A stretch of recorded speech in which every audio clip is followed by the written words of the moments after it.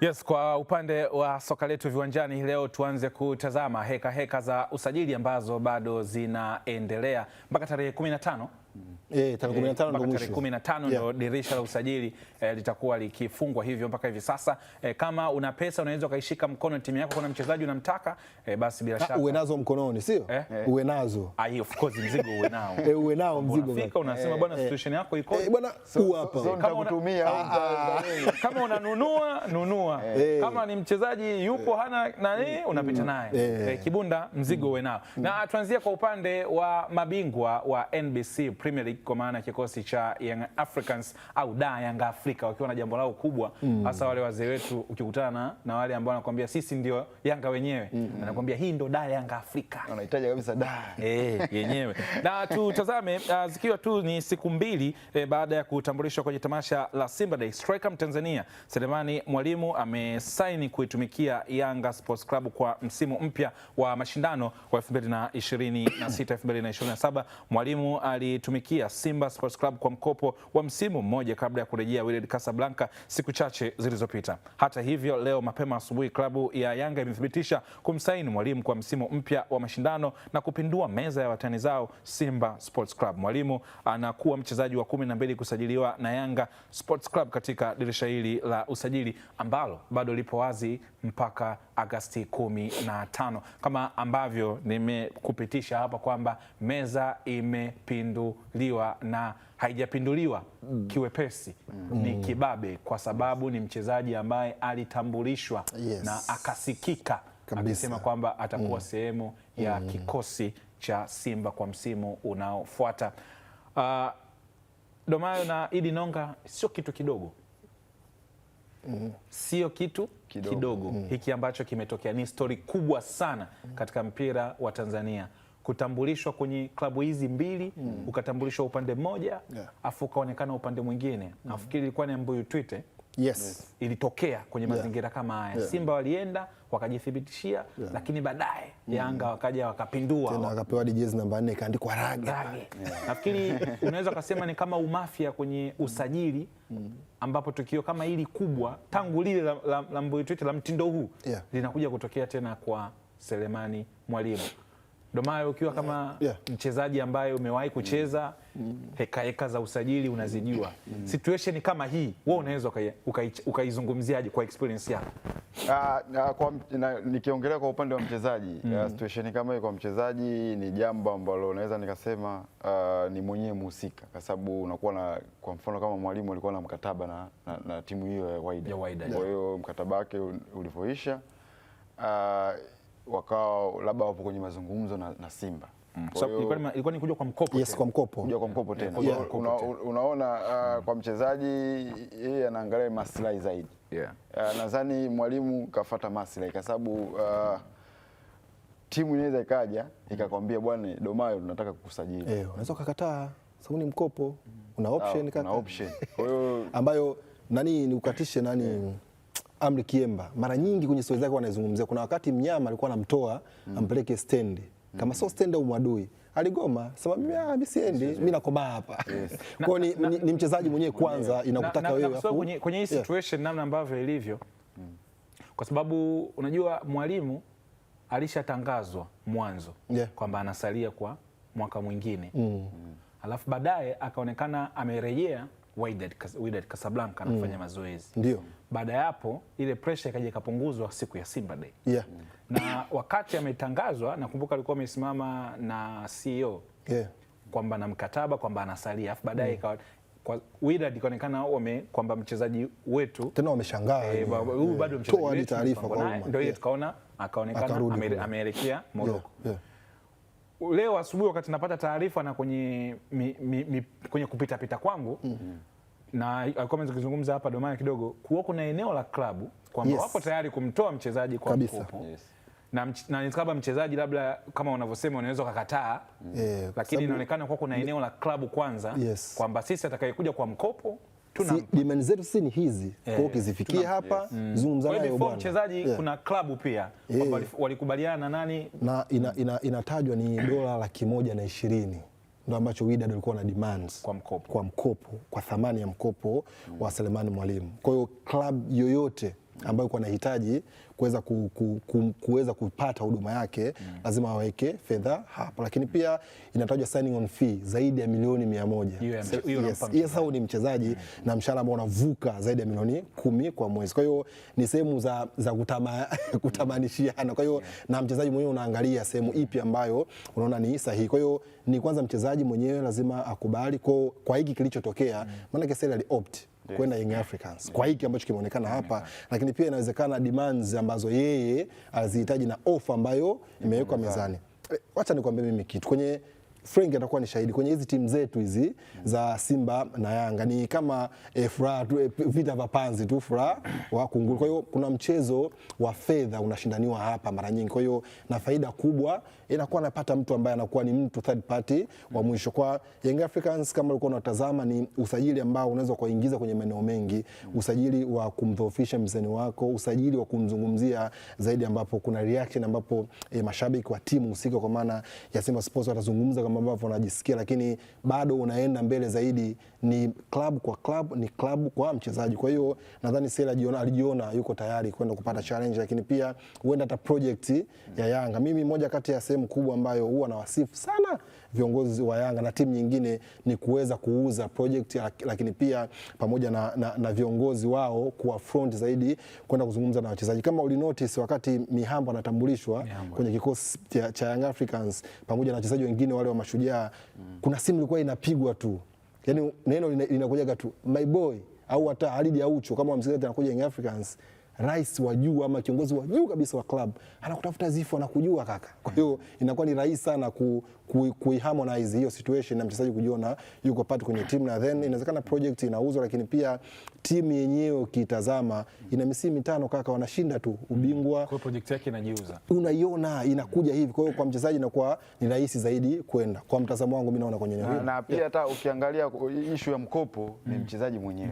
Kwa hiyo hata kama Wydad unaweza ukasema kuna timu zimekuja labda 4 zimeleta offer. Vipi wanataka kwenda wapi? Kwa hiyo lazima watamhusisha mchezaji mwenyewe mhusika. Kwa hiyo nadhani issue ya kwenda Yanga mwalimu ni mwenyewe. Kwamba labda offer zilikuja zote za Simba, Yanga. Umeona? Kwa hiyo anaangalia sasa nataka niende timu gani au timu gani imenipa maslahi mazuri. Kwa hiyo unaona ni hapo ni kikubwa ni maslahi. Sidhani kama kuna kitu tofauti hapo. Kwa maana hata mimi kipindi kile nilifanikiwa kwenda timu nyingine kwa sababu ya maslahi. Kwa hiyo mchezaji anaangalia labda hawa wananipa kiasi hichi, labda hawa wamevuka kiasi hichi juu, kwa hiyo lazima niende. Kwa hiyo unaangalia na pia na timu, kwa sababu zote timu ni kubwa. Kwa hiyo unachoangalia hapo ni zaidi ni maslahi zaidi kwenye kuhandle pressure, kwa sababu najua kuna eneo kubwa la mwalimu ambao anaweza kukutana nalo. Sio anaweza, yani atakutana nalo. Yani of course kuna hiyo external na internal wewe mwenyewe kama kitu ambacho nakitazama hapa, kwa sababu naona kuna vitu viwili. Inawezekana labda pressure mwalimu labda asikutane nayo, kwa sababu inawezekana watu wakarudi kwa upande wa timu yao, kwamba kwa sababu Nonga amegusa vizuri, ilikuwa ni jambo la open. Wydad walikuwa wana timu zao watakaye meet, inakuja option ya mchezaji kwamba unachagua wapi mchezaji amepata option, ameenda upande wa pili, wamekuwa faster kumaliza.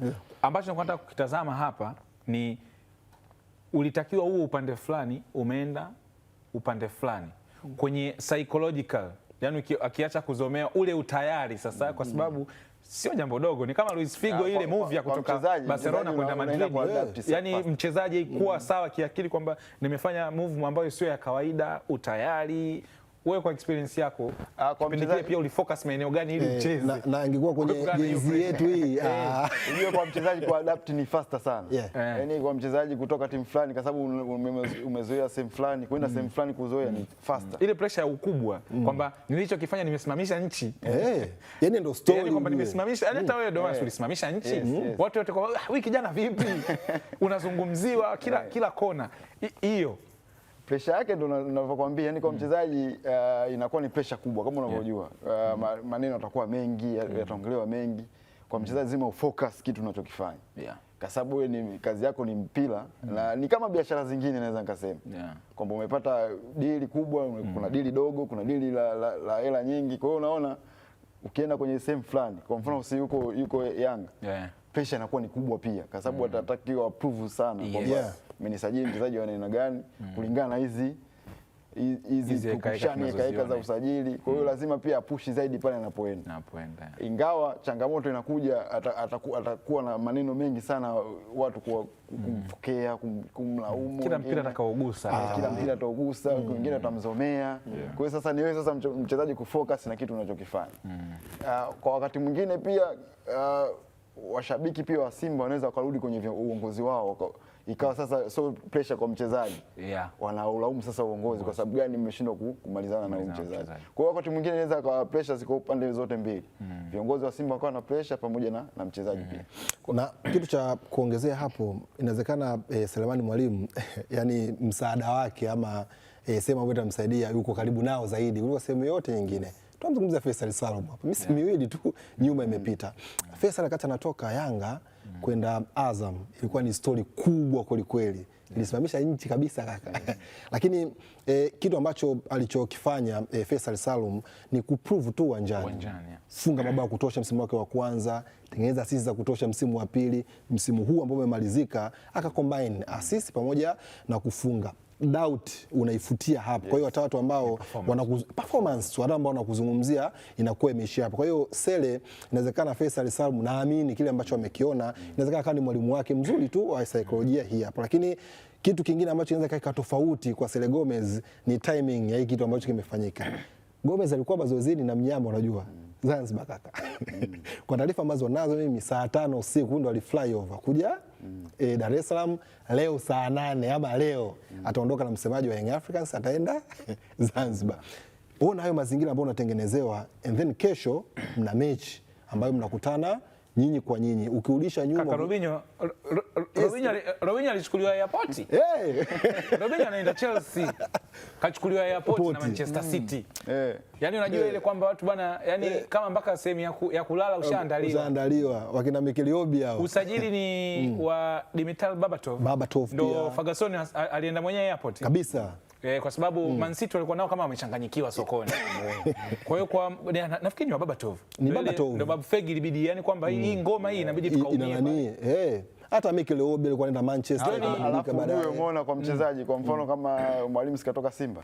Kaenda Yanga akikutana na Simba, yani hiyo mechi yani atakuwa anaitaka sana kwa sababu anataka kuonyesha kwamba mimi nina uwezo gani na naweza nikapushi vipi kwenye timu yangu mpya.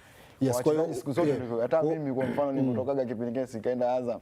Kukutana na Yanga Afrika. Yaani kwanza unajiandaa vizuri kwa kesho ndo nipo kazini kweli.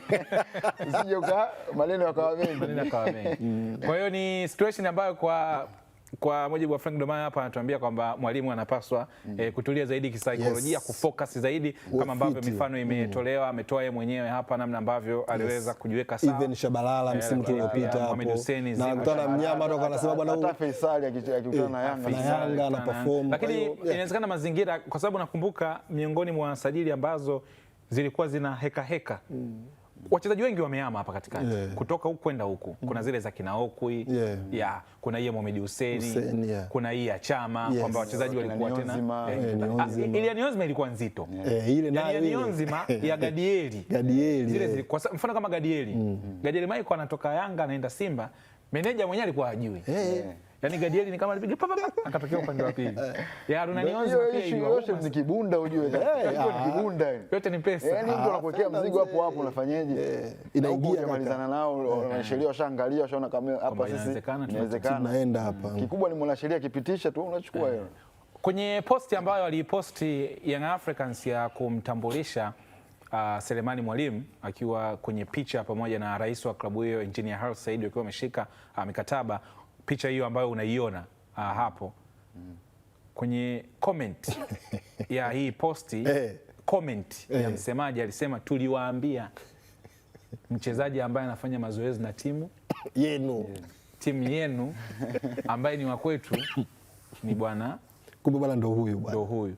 Maana yake kimazingira story ya namba 6 ambayo kwa nusu Feitoto imeishia hapo. Labda kama kuna shughuli nyingine, kwa sababu dirisha bado lipo wazi. Tuna siku 4 hapa mbele. Baada ya experience hii na mifano mbalimbali ambayo tumeweza kupitisha hapa, tutazame sasa Selemani Mwalimu ataenda kuongeza kitu gani kwenye kikosi cha Young Africans kwa msimu unaofuata. Eneo la ushindani wa namba pia likiwa linatazamwa kwa ukubwa wake. Kwanza tutazame namba zake kwa msimu wa mashindano uliopita akiwa na kikosi cha Simba msimu wa 2025 2026 alicheza michezo 24 sawa na dakika 1169, alifunga mabao 9 na kutoa assist moja, na idadi ya mabao ambayo alifunga mabao 9 ndio alikuwa kinara wa ufungaji kwa upande wa NBC Premier League kwa msimu uliopita ndani ya kikosi cha Simba Selemani Mwalimu. Hivyo Young Africans unaweza kusema wamemsajili top scorer wa Simba kwa msimu uliopita kwa upande wa NBC Premier League. Domayo, tumechambua, ulikuwa sehemu ya wachambuzi wa msimu uliopita. Tumeona matukio mengi sana ya Selemani Mwalimu. Kuna nyakati ambazo pia nilikuwa naona ukichambua improvement yake. Mwanzo alikuwa anaonekana akimiss sana, lakini baadaye tukaanza kuona akawa mchezaji muhimu, kafunga mabao na baadhi ufundi ulikuwa unaongezeka. Ni usajili wa aina gani ambao Young Africans wameongeza kwenye kikosi chao? Ni usajili mzuri, na ukiangalia Mwalimu alikuwa na wakati mzuri, hasa ligi ilikuwa inaishia. Kwa hiyo ina maana performance yake hapa mwishoni ndio imekuwa bora sana. Kwa hiyo unaangalia magoli 10 kahusika kwenye timu yake ya Simba. Kwa hiyo unaona alikuwa ana dakika zake zile za anazoingia mwishoni, unaona kabisa kuna kitu anapush. Mechi 24 goli, mchango wa goli 10 ni goli, yani kwa striker so jambo dogo. Kwa hiyo unaona uzuri wa Mwalimu pia ni mchezaji ambao pia ana power. Yaani kuna zile mechi ambazo zinahitaji mtu mwenye kukaa na mpira ni mbele pale. Tupate ile kwa mfano mpira uende kwa striker urudi, inawezekana. Kwa hiyo unaona Mwalimu ana matumizi mengi kwenye kiwanja. Pia ni mtu ambao anafanya movement, yani movement pale karibu na goli. Kwa hiyo unaona ni striker mzuri, na sasa kukopi sasa kwenye timu anaenda mpya ni jambo lingine. Kwa hiyo namuona akiwa kwenye muunganiko mzuri, kwa sababu pia ligi ya Kibongo anaijua, wachezaji wanajuana, na uzuri Mwalimu kacheza pia na watu tofauti. Kawaida alicheza na watu tofauti, kaja Simba kakutana na watu tofauti. Kwa hiyo unaona ni mchezaji ambao ukimpa nafasi hasa kwenye zile mechi ngumu ambazo naweza ngasema anakuwa yuko bora sana akitokea sabu. Kwa sababu akitokea sabu ndo mtu ambao anajua sana kusoma mchezo. Hata hizo dakika za mwishoni mwa ligi magoli mengi amefunga akitokea sabu. Ni mchezaji ambao kwanza akiwa nje anasoma sana mchezo. Kwa akiingia anajaribu kufanya kile anachoelekezwa na Mwalimu na kutendea kazi. Kwa hiyo ni usajili, nadhani akipewa nafasi kulingana na Yanga jinsi ilivyo. Kuna baadhi ya mechi, kwa sababu mimi nasemaga siku zote mchezaji kwenye mechi yani kwenye ligi nzima lazima utapewa nafasi. Sasa hiyo unavyopewa nafasi unafanya kitu gani? Na Mwalimu ameprove hivyo, kwa sababu hata dakika chache ana score goal. Kwenye mtindo wa uchezaji wa Sele Gomez, tumeona hapa kwa Domayo nagusa, tulikuwa tunaona idadi kubwa ya mabao alifunga ndani ya penalty box. Na inawezekana pia Mwalimu Steve Barker labda aliona, lakini staili yake ya uchezaji pia sio standing. Mchezaji ambaye yuko dynamic. Anatembea sana. Anazunguka eneo lile kwenye maeneo ya juu. Mtindo wake wa uchezaji unaweza kusema kuna eneo ni kama Clement Mzizi. Lakini tukitazama ushindani wa namba kuna Peter Shalulile, kuna Ibrahim Cheick Toure.